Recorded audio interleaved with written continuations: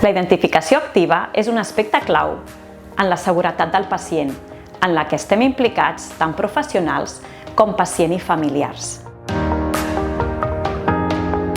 És preguntar al pacient, o bé al seu cuidador o familiars, el seu nom i cognoms complet, abans de qualsevol tasca assistencial. La identificació activa i la verificació de les dades és un tràmit senzill i imprescindible. Hi ha algunes situacions especialment sensibles que requereixen especial atenció. Abans de realitzar una analítica, farem la identificació activa del pacient. Bon dia, guapo. Me pots dir el teu nom i cognom, sisplau? Abans de fer l'ingrés, fem la identificació activa. Hola, bon dia.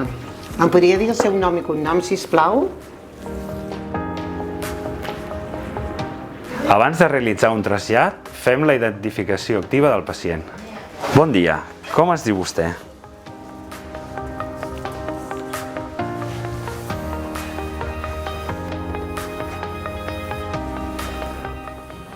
Abans de realitzar una exploració invasiva com una colonoscòpia, sempre realitzem una identificació activa. Com es diu, maca? Abans d'iniciar qualsevol tractament, el que fem és identificar primer el pacient. ¿Cómo se llama?